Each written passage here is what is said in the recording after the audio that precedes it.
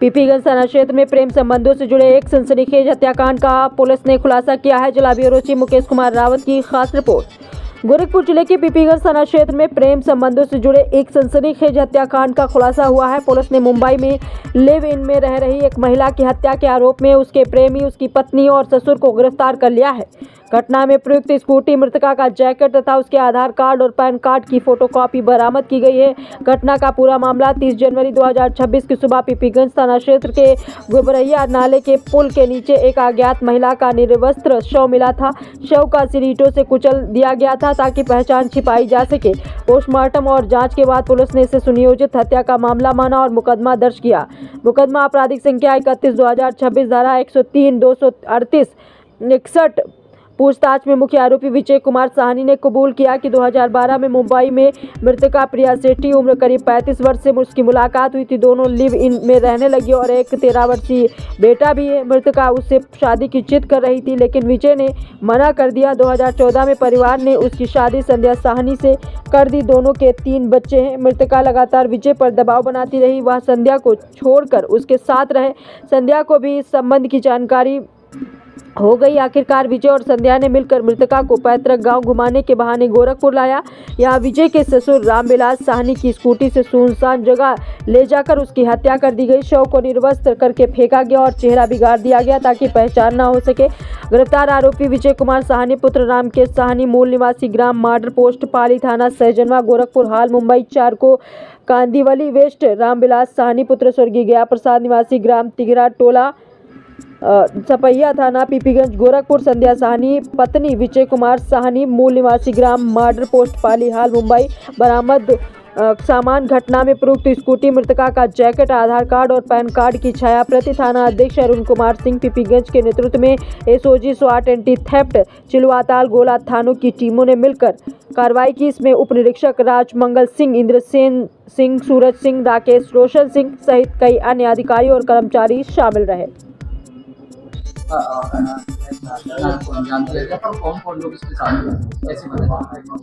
देखिए, जब घटना हुई तो पुलिस के लिए बहुत चुनौतीपूर्ण ये कार्य था। इसमें हम लोगों ने तमाम जीपीएस और सर्विलांस का उपयोग किया, नंबरों का एनालिसिस की, सीसीटीवी कैमरों की फुटेज देखी, उनको कोरिलेट किया, उसके आधार पे टोटल खुलासा हुआ। करीब 100 से ऊपर सीसीटीवी हटाए गए। सीसीटीवी में जगह जगह स्पॉट जहाँ पे ये दिखाई दिए हैं, उनकी टाइमिंग और उनके उसको हम लोगों ने सर्वेलेंस के जरिए मैच किया, उसके आधार पर किया। डेड बॉडी स्कूटी से ले।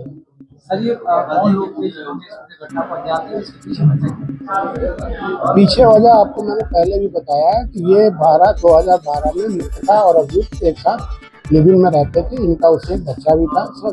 2014 में इनके घर वालों ने शादी कर दी। अभियुक्त की शादी के काफी सालों बाद जब पत्नी को पता चला तो फैमिली डिस्प्यूट में शुरू हो गया।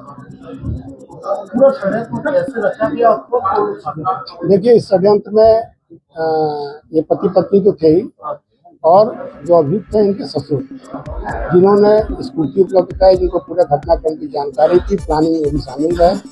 ये 3 लोग ही मुख्य रूप से इस घटना में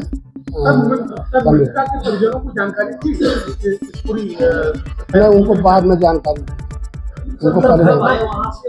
उनको जी हाँ, जब वहाँ जानकारी इनको मुंबई में ही हो गई थी। उसके बाद ये लोग 2-3 दिन पहले यहाँ पे गोरखपुर आए थे और गोरखपुर के विभिन्न जगहों पर रहे, मंदिरों में घूमे। उसके बाद घटना के एक दिन पहले लोग पीपीगंज में रात में उतरे हैं, जहाँ इनके ससुर द्वारा स्कूटी उपलब्ध कराई गई है और उसी स्कूटी से 3 लोग, पति पत्नी जो अभियुक्त हैं और मृतका, ये 3 लोग वहाँ से गए। जी हाँ, बता 14-15 साल का, यहाँ पे नहीं है, मुंबई में। आप लोग जैसा विदित है कि 30 जनवरी की सुबह थाना पीपीगंज अंतर्गत एक महिला की डेड बॉडी मिली थी और उस केस का आज खुलासा किया गया है। इसके अभियुक्तों की गिरफ्तारी की गई है। घटना में जो भी वाहन प्रयुक्त हुआ था उसकी बरामदगी भी की गई है। सर, क्या किस तरीके से हत्या को अंजाम दिया गया था? घटनाक्रम देखिए, ये पुलिस के लिए बहुत चुनौतीपूर्ण घटना थी। ब्लाइंड केस, एकदम ब्लाइंड केस था। न महिला की शिनाख्त शुरुआती दौर में थी, न अभियुक्त कौन थे, कहाँ से आए थे, इसकी कोई जानकारी नहीं थी। लेकिन इस चुनौती को स्वीकार करते हुए गोरखपुर पुलिस के हमारी टीम ने एसपी साउथ और एसपी क्राइम के नेतृत्व में सीओ कैंपियरगंज और हमारी सोजी सर्विलांस, चिलवा ताल, गोला, पीपीगंज और पीपीगंज में पूर्व में प्रभुदयाल, इन सबके कंबाइंड एफर्ट से इस केस का अनावरण हुआ है। पूरा प्रकरण ये है कि 2012 में मृतका और अभियुक्त का आपस में संपर्क होता है प्रोफेशनल कार्यों के दौरान। ये लिव इन में रहने लगते हैं। इस दौरान उनका एक बच्चा भी होता है जो मौजूदा समय में 14-15 साल का है। 14 में इसकी शादी यहाँ पे स्थानीय पीपीगंज में अभियुक्त की होती है। लेकिन इस दौरान जब पता चलता है पत्नी को, तो आपस में विवाद शुरू हो जाते हैं। उस विवाद को हल करने के लिए इनके ससुर द्वारा कहा जाता है कि आप लोग अपने यहाँ चले आइए, यहीं रहिए। लेकिन इनके मन में कुछ और था। उसके बाद ये 2-3 दिन पहले घटना से यहाँ पे आते हैं गोरखपुर, स्टेशन पे रुकते हैं, होटलों में रुकते हैं, मंदिरों में घूमते हैं। फिर शाम को ये पीपीगंज में ऑटो से जाते हैं।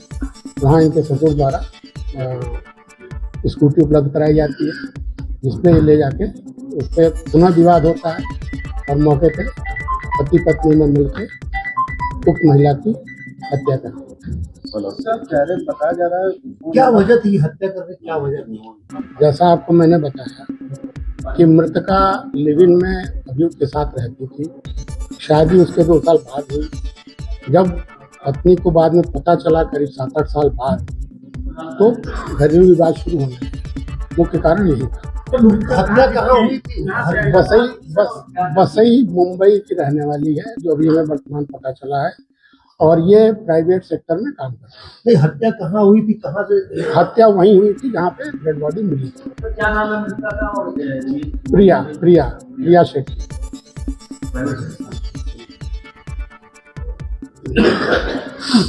मुंबई से लोग कब आए थे और तीनों एक साथ आए थे? अब खत्म हो जाती है।